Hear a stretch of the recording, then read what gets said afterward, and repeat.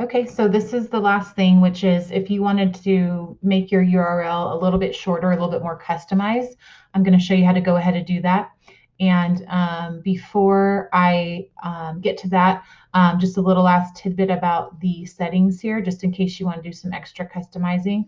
On the navigation, if you go to the settings, pretty easy to follow along. Again, just kind of click around and you'll be able to move things around on your own and customize things. But on the navigation bar, you can keep it at the top or put it on the side. As you notice now, there's a menu bar up here.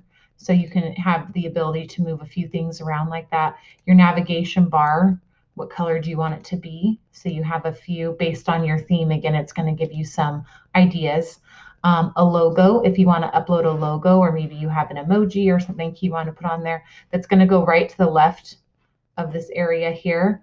A favicon, you can put that in. The favicon is the icon that your students or parents or whoever will see when they log on to your website. It's this little image here. So instead of seeing the default Google Sites image, maybe you have some sort of class logo or again, a Bitmoji or something you want to put on there. That's a favicon.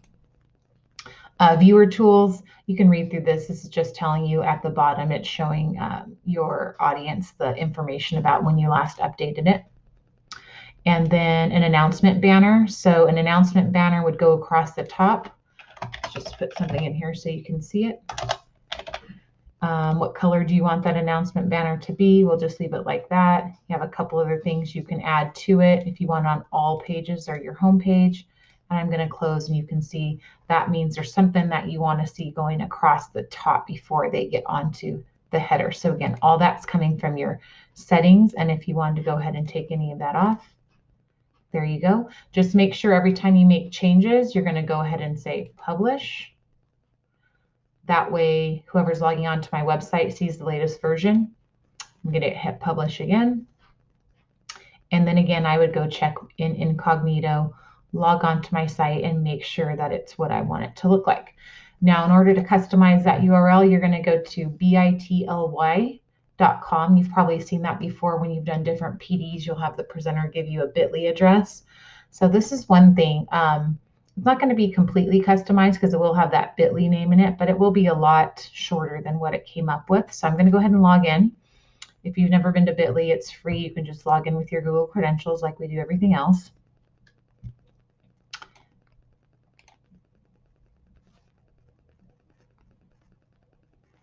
And it will send me to the bit.ly homepage. So here I am. Here's some other bit.lys that I've created before to make things a little bit easier to click on versus sharing with people a whole long URL.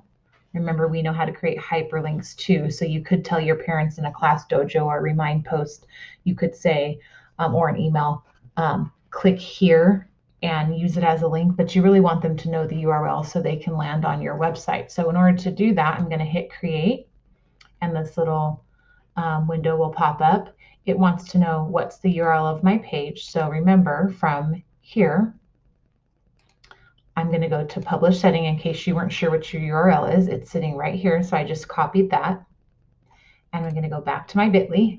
I'm going to paste it in there. And at the bottom, it has create. What do I want the title to be? My website. So by default, it's saying bit dot, there's a dot there, ly dash, and it has these weird letters and numbers things going on. So I could take that out and I can try doing something and see if it will work. I'm going to save that. If it's not available, it would tell you not available. So now instead of being the long address that included, I'll take you back there. The long address was sites.google.com/cousd.net/Strikula. That was my URL. Now it's bit.ly/Strikula. So if I take that,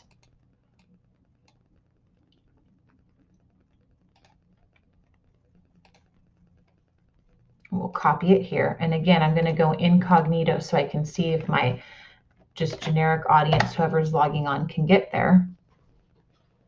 and I need to keep my website public, which it's not published yet. So that's why it's not showing up again. But that's how you do it. You just go ahead and paste it in there and you can share out that. But again, check all of your links before you go ahead and share that information with your audience.